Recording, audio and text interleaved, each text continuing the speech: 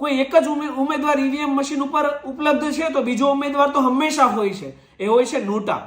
જનતા ચાહે તો એ નોટાને પણ વોટ કરી શકે, જનતા ચાહે તો એ પર્ટિક્યુલર ઉમેદવારને પણ વોટ કરી શકે. કાલની રાજનીતિ જોઈને મને પૂજ્ય નારાયણ સ્વામીના શબ્દો યાદ આવે કે સમજણ જીવનમાંથી જાય ત્યારે શું થાય. 14 વર્ષનું રાજ મળ્યું તો એ ભરત ના ફૂલાય, પણ 5 વર્ષનો પ્રધાન અત્યારે કોઈથી ઝાલિયો ના જલાય. સમજણ જીવનમાંથી જાય ત્યારે જોયા જેવી થાય. તમારી પાસે અત્યારે સારું પોલિટિક્સ છે, તમારી પાસે પાવર છે, સત્તા છે, પૈસાનું જોર છે, તો એ પૈસાના જોરે તમે લોકશાહીનું ચીર હરણ કરી રહ્યા છો ને, ત્યારે મારે આ વિષય ઉપર અત્યારે બોલવું અત્યંત આવશ્યક છે. તમને શું લાગે છે કે આ બધા ષડયંત્રો કરવાથી દિલ્હીના અમુક નેતાઓ ખુશ થઈ જશે? સરદાર ખુશ હોગા, શાબાશી દેગા? નહીં.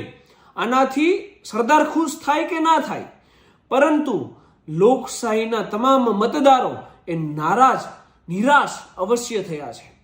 21મી સદીના યુવાનો જેમના વોટિંગ કાર્ડ નીકળી ગયા હતા, જે લોકો ફર્સ્ટ ટાઈમ વોટર હતા, જેમને એવું હતું કે આ લોકસભાની ચૂંટણીમાં અમે અમારો અમૂલ્ય મત આપશું, ને આ જે ઉત્સાહ હતો ને, એ ઉત્સાહને તમે નિરાશ કરી દીધો છે, હતાશ કરી દીધા છે એમને. અને મને તો એ નથી સમજાતું કે તમને આ વસ્તુઓ કરવાની કેમ આવશ્યકતા પડે છે. ખરીદ વેચાણ કરવાના, બનેલી સરકારોને તોડી નાખવાની, આ વસ્તુઓ કરવાની શું કરવા આવશ્યકતા પડે છે? તમારી પાસે વોટ માંગવા માટે કેટલા બધા સોર્સિસ છે. ચાહે આર્ટિકલ 370 હોય, એ ચાહે અટલ બ્રિજ હોય, એ ચાહે એક્સપ્રેસ હાઈવે હોય, મેટ્રો હોય, બુલેટ ટ્રેન હોય, સ્ટેચ્યુ ઓફ યુનિટી હોય, આયુષ્માન ભારત હોય, આ તમામ મુદ્દાઓ તમારી પાસે છે, જે વિકાસના મુદ્દાઓ છે, અને જેના આધારે તમે કોઈ પણ જનતા પાસે વોટ માંગશો તો મને ભરોસો છે કે જનતા તમારી સાથે ઊભી રહેશે. પરંતુ તમારે આ પૈસાના જોરે ખરીદ વેચાણ કરી અને લોકશાહીની હત્યા કરવાની શા માટે જરૂર પડે છે, મને એ નથી સમજાતું. જે બેઈમાનો છે, જે ચોરો છે, એ તો પૈસા લેવાના છે, એ તો વેચાવાના છે, રાઈટ? પણ તમારે શું કરવાને પૈસા આપીને ખરીદ વેચાણ કરવું જોઈએ? કદાચ તમને એવું લાગતું હોય કે જે તે સમયે અત્યારે જે વિપક્ષમાં છે અને જે સત્તામાં હતા એમણે તમારી પાર્ટીઓને તોડી હતી, એને તમારા ઉમેદવારોને ખરીદ વેચાણ કર્યા હતા, તો એટલા માટે જ અત્યારે વિપક્ષમાં બેઠા છે ને અત્યારે શૂન્ય થવાની હાલતમાં છે. માત્ર ને માત્ર એ જ કારણ છે કે લોકોએ એમને ઘર ભેગા કરી દીધા છે. તો શું તમે પણ ઘર ભેગા થવા માંગો છો? સુરતની અંદર કોઈ બેઈમાન ઉમેદવાર છે, કોઈ એનું પૈસાના જોરે કોઈ એનું ફોર્મ ખેંચી લે છે, માત્ર એક જ ઉમેદવાર વધે છે, તો there is an fair and equal election. એ તો થવું જોઈએ.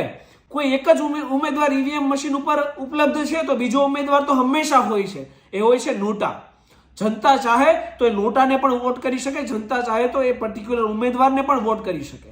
અને પછી નોટા ઉપર અથવા એ ઉમેદવાર ઉપર ડિસાઈડ થશે કે રીઇલેક્શન થશે. જો નોટામાં વોટિંગ પડશે તો રીઇલેક્શન થાય, અને જો ઉમેદવારને વોટિંગ મળે તો ઉમેદવાર એ જીતી જાય. એને બિનહરીફ ઘોષિત કરવાની ક્યાં આવશ્યકતા જ આવે છે? અને જો એ જ કરવું હોય તો પછી આટલો મોટો ચૂંટણીનો ઢંઢેરો ટીપવો, એટલા મોટા ખર્ચા કરવા, ઇલેક્શન કમિશન, આ બધાની જરૂરિયાત શું છે? તમે ખુદ જ તમારા ઉમેદવાર ડિક્લેર કરો, સામેવાળા ઉમેદવાર તમામ તમે ખરીદી લો અને તમે જ સરકાર બનાવી લો. તો વોટિંગ કાર્ડની શું જરૂર છે? તો મતદારોની શું જરૂર છે? અને આટલા મોટી લોકશાહીની શું જરૂર છે?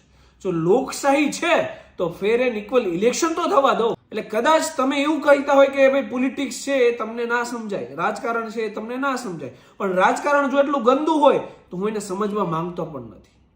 ટૂંકમાં માત્ર એટલું કહેવા માંગુ છું કે લોકશાહીને લોકશાહીની ઢબે રહેવા દો, ફેર અને ઇક્વલ ઇલેક્શન થવા દો. હરેક વ્યક્તિ જે છે ઉત્સાહિત છે આ લોકશાહીના પર્વને મનાવવા માટે, એને ઉત્સાહને નિરાશામાં ના બદલાવો. સમજાય એને વંદન. બાકી વિરોધ તો તમે મારા આ વિડીયોનો પણ કરી શકો. જય હિન્દ, જય ભારત, ધન્યવાદ.